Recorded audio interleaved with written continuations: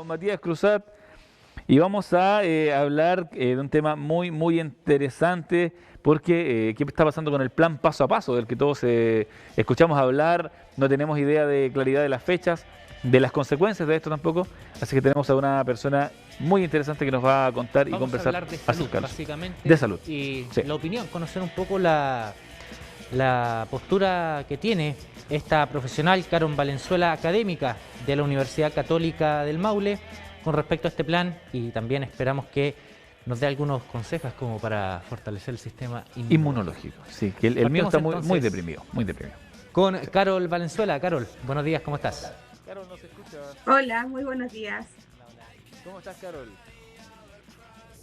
Bien, muy bien. Qué bueno. Oye, Carol, bueno, bienvenida a nuestro programa. Primero, gracias por tomarte el tiempo de poder compartir con nosotros un ratito. Y vamos a ir a una serie de preguntas que tenemos para poder ir aclarando qué es esto del paso a paso y todos los temas que tenemos pendientes ahí de conversar contigo. Partimos Ok. entonces. Hace 2 semanas se dio a conocer este plan de desconfinamiento, ¿no?, para las distintas comunas y regiones del país, llamado Paso a Paso. En tu opinión, ¿qué te parece este plan y la manera en la que se espera aplicar? Ya está siendo aplicado.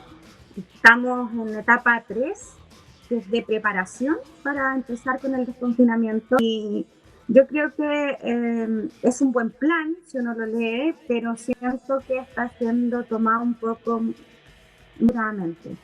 Y eso nos puede llevar a tener problemas y consecuencias en un futuro no muy lejano con respecto al aumento del número de casos. Sí, bueno, Por ejemplo, dime. sí, lo que mencionabas, considerando también la experiencia que han tenido otros países, ¿no?, o países que nos llevan, digamos, la delantera, porque comenzaron a tener los primeros casos mucho antes que nosotros, casos europeos, por ejemplo, ya están muchos volviendo al confinamiento. En caso de Perú, ya a un mes del desconfinamiento hubo un rebrote de casos también. Y en este sentido, ¿consideras viable pensar en esta instancia en la que estamos ahora, ya en el desconfinamiento, que si bien va a ser parcializado, es un objetivo, digamos, a no muy corto plazo?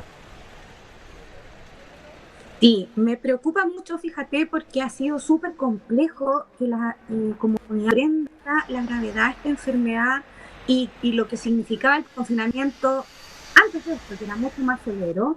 Creo que se puede prestar para malos entendidos, para que las personas crean que ya estamos saliendo de la complejidad que significa y se relaje mucho y esto nos lleve a tener un aumento de los casos en forma exponencial.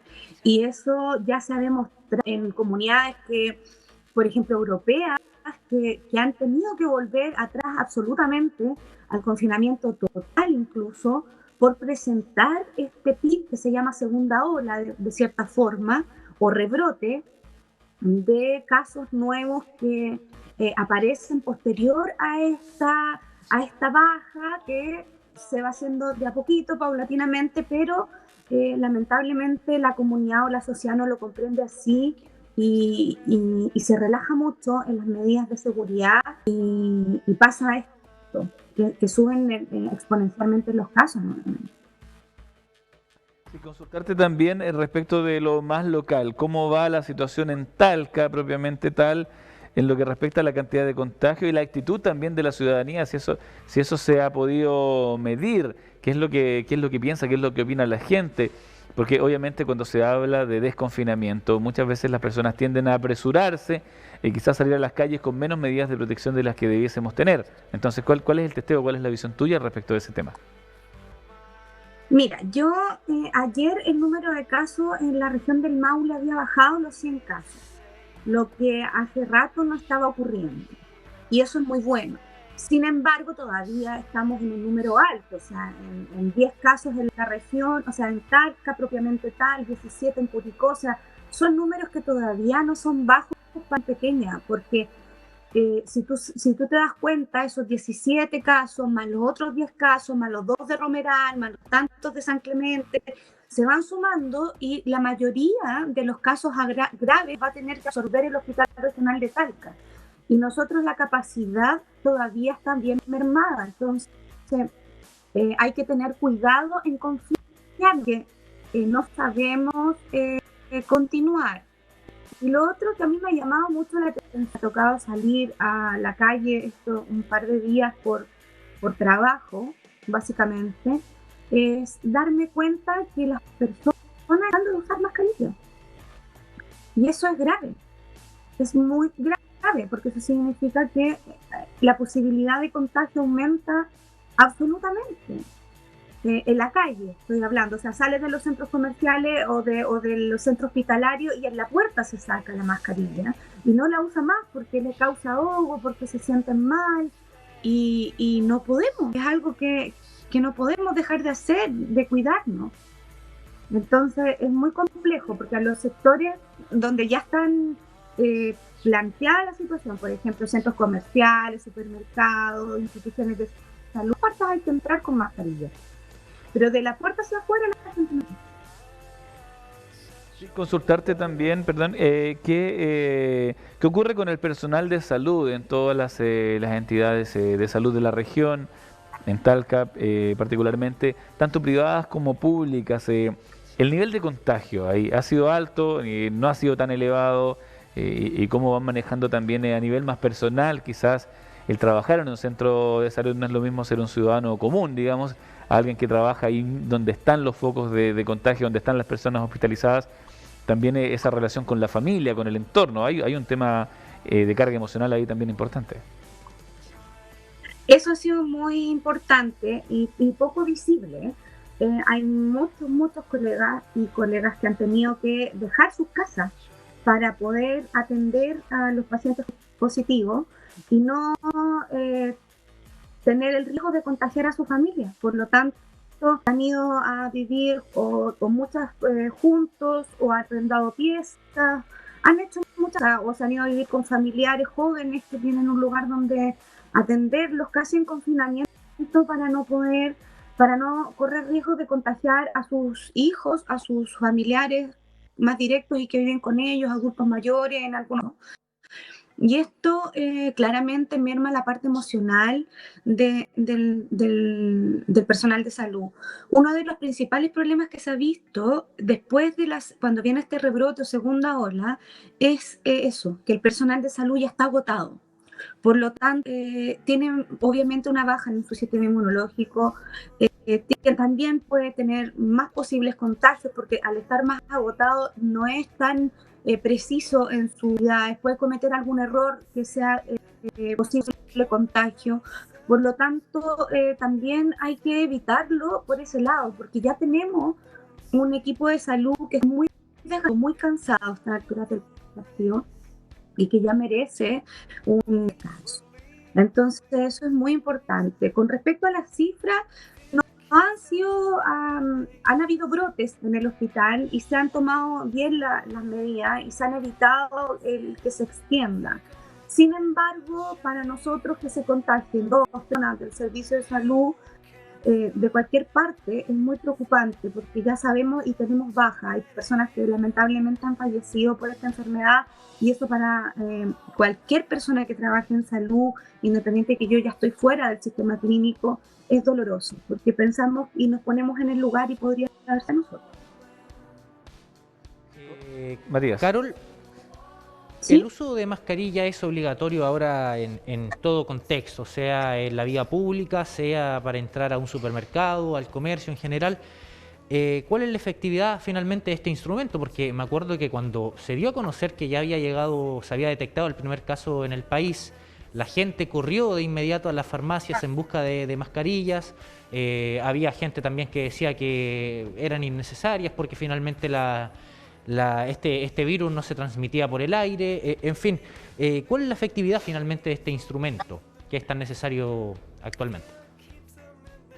Bueno, el uso de mascarilla yo creo que precisamente en un principio, como eran casos muy puntuales y todavía había mucha trazabilidad y se podía seguir los contactos, no era necesario andar con mascarilla en el principio, en la primera etapa de la enfermedad. Pero ahora que ya es masivo, que sabemos que hay pacientes asintomáticos que en ese tiempo no sabíamos, es indispensable. O sea, nosotros no podemos correr el riesgo ni de nosotros ser un ente que vaya a contagiar a otra persona, ni de contagiarnos con una persona que tal vez no sabe que tiene el virus. Entonces es indispensable el uso de mascarillas, aunque sean mascarillas caseras que se han hecho súper bien, que son doble faz, que evitan que entre o salga de la mascarilla las partículas pequeñas estas que son las que donde está el virus y que nos podemos contagiar. Preguntarte también, ¿qué pasa con el tema de los resfríos comunes, ¿no? Porque pensemos que está el coronavirus como una enfermedad latente, pero también todas las otras patologías de invierno siguen funcionando, siguen avanzando. Eh, Hay menos resfríos también porque la gente ha salido menos de casa, ¿sí? No hay tanta exposición a las bajas temperaturas ni a las inclemencias del tiempo, pero ¿se podrían disminuir la cantidad de enfermedades respiratorias y de resfríos comunes con el uso de la mascarilla y también del confinamiento? Sí, claramente. O sea, yo creo que eso juega un papel sumamente importante, el aislamiento social, el confinamiento, el andar con mascarilla, para que no haya contagio de las otras enfermedades respiratorias que nosotros sabemos que se contagian por el aire, por gotitas, básicamente. Por lo tanto, el hecho de que los niños no estén yendo al colegio ha bajado un montón el virus sincicial, la bronquitis obstructiva, todas las enfermedades de invierno que antes eran muy comunes, básicamente ahora han bajado mucho por esta situación social que estamos viviendo. Y por ende, la guinda de la torta de este invierno va a ser siempre el coronavirus. Siempre existe la posibilidad de contagiarse, de resfriarse, de tener una bronquitis. Es latente, pero sí ha bajado la consulta por este tipo de patologías que era tan común, y yo creo que tiene mucho que ver con este cuidado extremo que estamos teniendo y exclusivo, y además porque los dos grupos de alto riesgo de las enfermedades respiratorias de invierno, que son los niños y los adultos, son los que han tenido mayor confinamiento. Por lo tanto, eso ha sido primordial al momento de sacar las cuentas y ver las estadísticas cómo van las enfermedades de invierno en baja.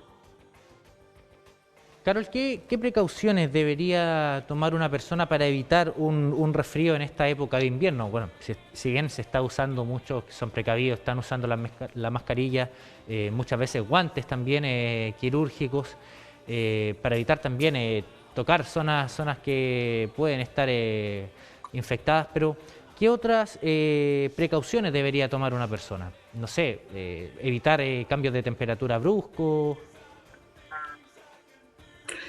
Son la típica prevención que uno debe tener, como tú mencionas muy bien, el evitar los cambios de temperatura bruscos, el evitar estar con personas que están con sintomatología respiratoria, aunque sea un pequeño resfrío, igual a todos no nos va a dar igual. Entonces, nosotros sabemos que va a depender de las características en ese momento de la persona, de cómo le va a dar el resfrío. Por ejemplo, puede ser un simple resfrío, pasar ya una bronquitis y después ir agravándose.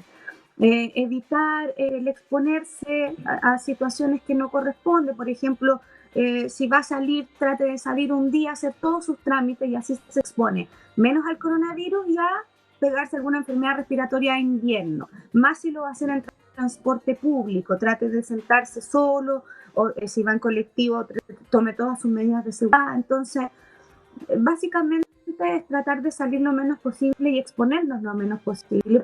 Cualquier resfrío o cualquier enfermedad respiratoria pasa por sospecha de coronavirus, entonces nos hacen todos los exámenes primero para descartarlo.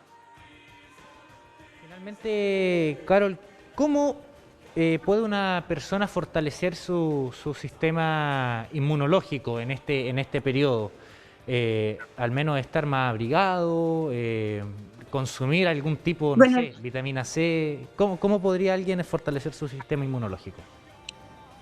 Lo que pasa es que el invierno nos juega la mala pasada porque en el invierno uno come cosas más calentitas, evita las verduras, las frutas, y es lo que a nosotros nos va a ayudar a mantener un buen sistema inmunológico debido a que estos alimentos son los que tienen todos estos nutrientes que nosotros necesitamos. Por ejemplo, la vitamina C, la vitamina B, que son lo que va descendiendo, está casi todo en las frutas, en las verduras, que se deben comer ojalá crudos para que tengan sus facultades.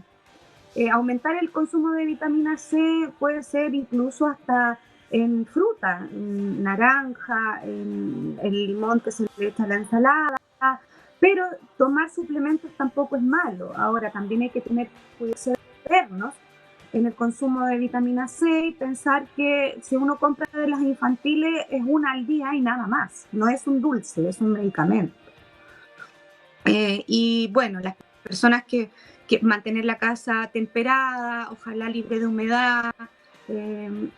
Si los niños, por ejemplo, si la casa está muy húmeda y la ropa se les humedece, tratar a lo mejor hasta incluso con la plancha o con el secador de pelo, de deshumedecer un poco la ropa antes de ponérsela, evitar los cambios bruscos de temperatura, incluso en el baño. Cuando está muy frío el baño y uno se baña con agua caliente, después se ducha, también hay una temperatura que puede ser indicio de provocar alguna enfermedad respiratoria, así que en lo posible tratar de evitarlo, temperar la casa un poquito antes de bañarnos, especialmente en los niños adultos mayores.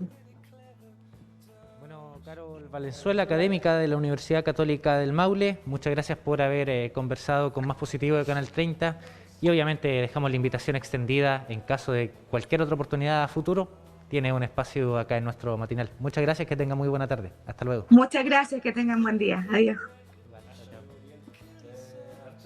Información importante, relevante, Matías, respecto del uso de las mascarillas, también del cuidado de las medidas que tenemos que tener como precaución para no contagiarnos por coronavirus.